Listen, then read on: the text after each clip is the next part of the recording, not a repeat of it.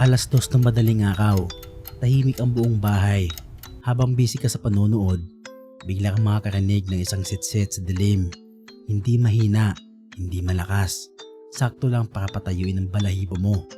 Pero ang mas nakakatakot, yung makitang bumukas ang isang laptop na walang gumagamit at tumutugtog ng musika sa gitna ng kawalan.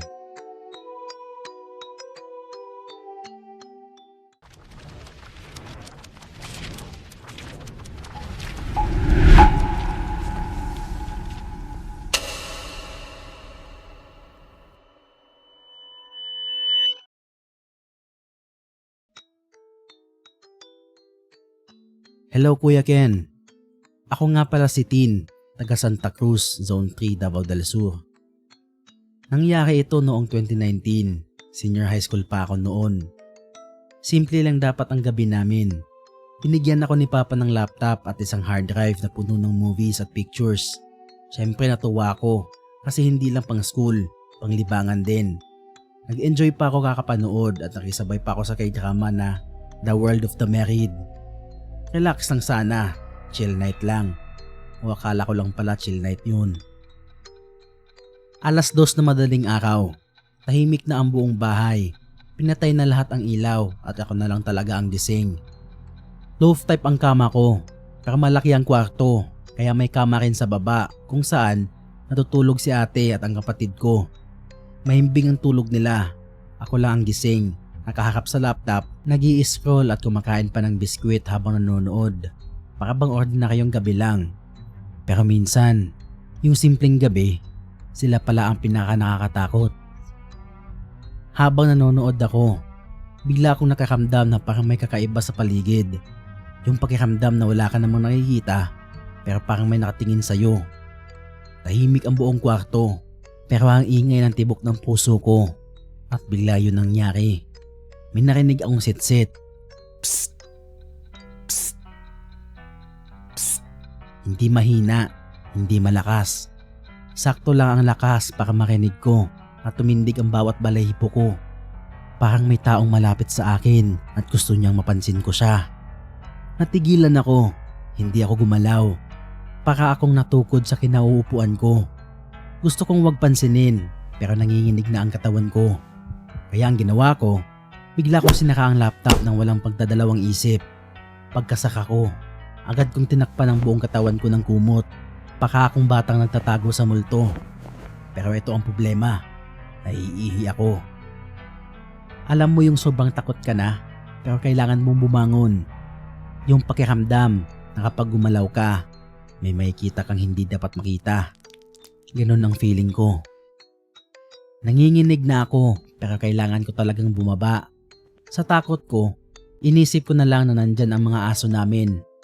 Baka bang sila ang kasama ko kahit wala naman sila sa loob ng kwarto. Kinuha ko ang flashlight at sinindihan ko ang paligid. Wala akong nakikitang tao. Wala akong nakikitang kakaiba. Pero ang lamig-lamig ng pakiramdam. Pagtingin ko sa baba, mahimbing pa rin ang tulog ng ate ko at ang kapatid ko. Wala silang alam na may nangyayari pala sa taas. Ako lang talaga ang nakakaramdam ng takot. Lalong bumilis ang tibok ng puso ko. Parang gustong kumawala sa dibdib ko. Nalilito ako kung lalabas ba ako ng kwarto o hindi. Pero pinilit ko ang sarili ko. Dahan-dahan akong bumaba sa loft bed. Mabigat ang bawat hakbang. Sa kwarto namin, may switch ng ilaw sa sala. Para kapag may lalabas sa gabi, hindi na kami bababa sa dilim. Kaya paglapit ko doon, agad kong binuksan ang ilaw. Pagbukas ko ng pinto, doon ako tuluyang kinilabutan. Yung laptop ng ate ko, naka-on at may tumutugtog. Nanigas ang buong katawan ko. Sigurado ako sa sarili ko, hindi nagpapatugtog ng sound si ate kapag walang earphones. Ayaw niya mag-speaker kasi sira at basag ang tunog. Lagi siyang naka-headset. Pero ngayon, bukas ang laptop, may music at wala naman siyang ginagamit noong gabing iyon. Hindi ko alam kung anong mararamdaman ko. Gusto kong tumakbo papuntang CR pero wala na akong lakas. Nanlamig ako, kinain ako ng takot. Hanggang sa bumalik na lang ako sa kama. Hindi na ako umihi, hindi na ako lumabas. Hindi ko na kinayang gumalaw pa ulit. Naghintay na lang ako hanggang mag-umaga. Wala akong maayos na tulog buong gabi.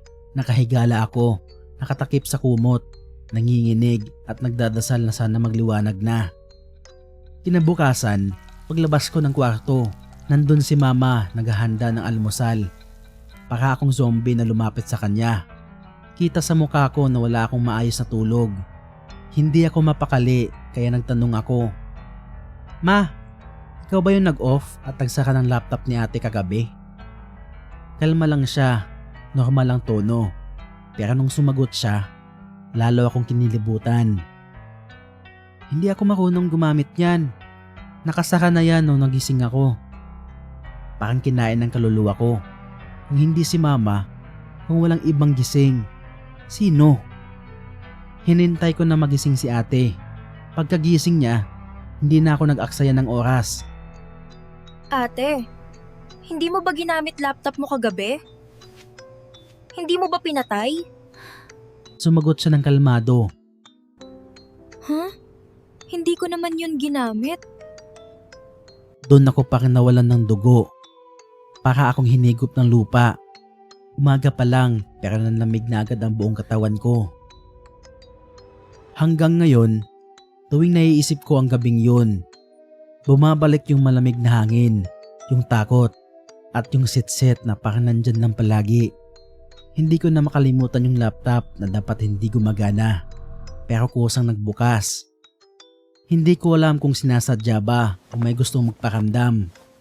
At simula noon, hindi na talaga ako nagpupuyat. Kaya kung plano mo magpuyat, mag-scroll sa madaling araw o mag-isa sa katahimikan ng gabi, mag-ingat ka. Baka marinig mo rin ang sitsit.